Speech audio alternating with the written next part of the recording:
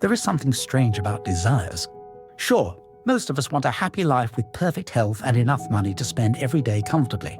This is a common desire. Yet, there is another kind of desire that stays hidden inside you, me and everyone else. This desire wants something that is not always good or even right for us. Sometimes, what calls to us the loudest is what we're told we must never touch. Why is it that we crave the forbidden? I am not talking about how a child wants to do something that is not allowed, or why a person goes against the laws to get something. A poor man stealing food has the same kind of desire as a man working in the office late at night to earn a bit extra. I am talking about the desire to get something we are told we cannot have. The moment you get the idea that something is unachievable, every sense of your body starts pointing toward that particular thing. There is a very interesting philosophy behind this behavior. Historically, the same thing has been seen in our stories, in religions, in legends, and even in everyday life. Why do we feel drawn to what we are told we cannot have? I might have an answer for it. The human mind works in interesting ways. It is often very difficult to control the thoughts that pop in the head. For example, if I told you not to think about a pink elephant, you would be thinking about a pink elephant. It is almost as if your mind has a will of its own. The brain reacts to restrictions. This means that when it is told not to do something, it does not like the restriction, especially when it is coming from someone else.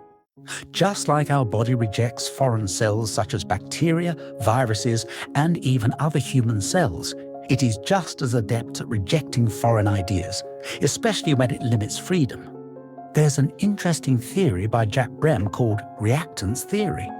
It states that when people perceive a threat to their freedom of choice, they experience a motivational state called reactance.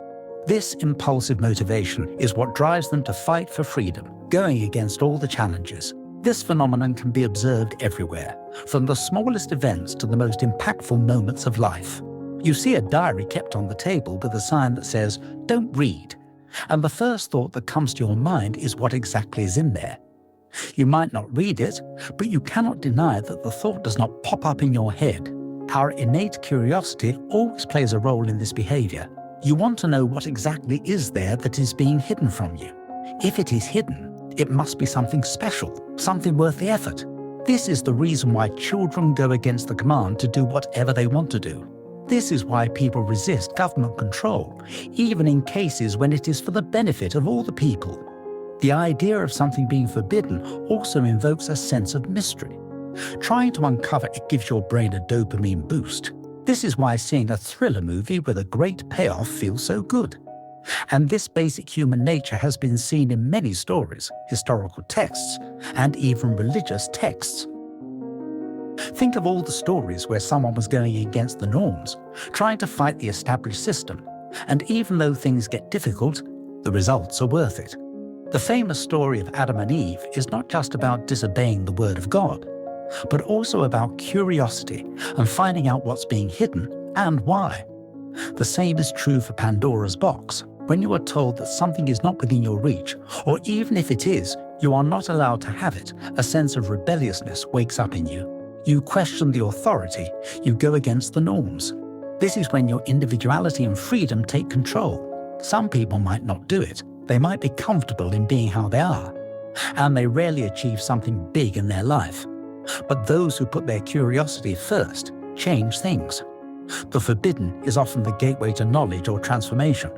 It brings new things.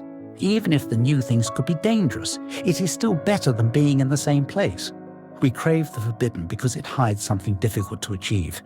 Even though you might not like it, the result of effort is always better than something achieved without doing anything challenging. This promise of pleasure when going against the rules and getting what you are not supposed to get is what makes the forbidden so desirable. The unknown draws the soul as the moon pulls the tide. This is a powerful thing to consider. The anticipation of expecting something unknown makes things more exciting.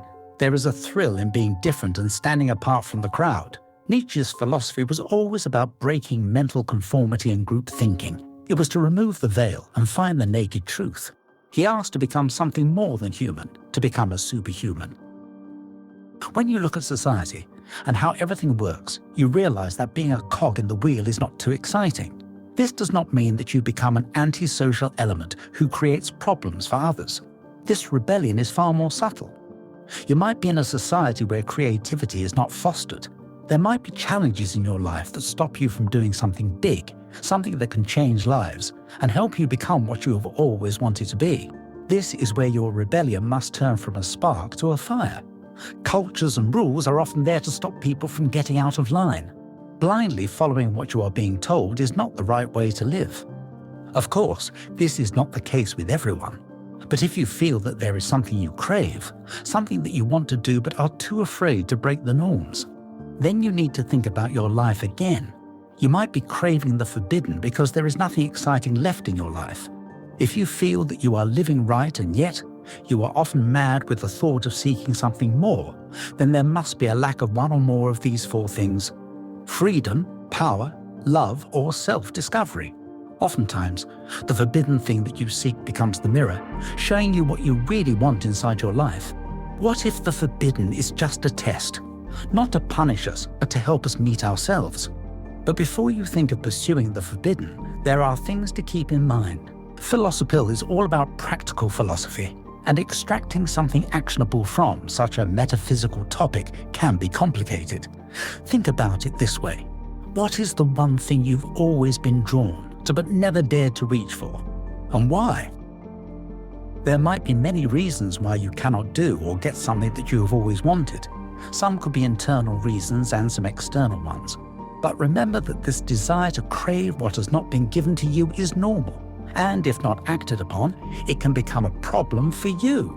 The burst of motivation you get with the realization that you are not allowed to get it should be used to your advantage. Why should you be happy with the mediocre? Why should your dreams be someone else's reality? Even though you have to make the effort and achieve something that everyone has denied you, it is worth doing. The way you look at your world and the things that happen with you is crucial in deciding your actions. When you feel a strong wave of negative emotion, something that says that you cannot achieve something, or something was never meant for you, you can use this desire to shake off uncertainties and get that childlike curiosity again.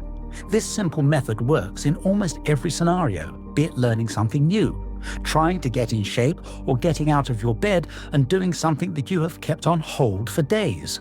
Always keep in mind that everything around you is trying to tell you that you cannot achieve your dreams, and that's when you need to tell them that you can, with your actions.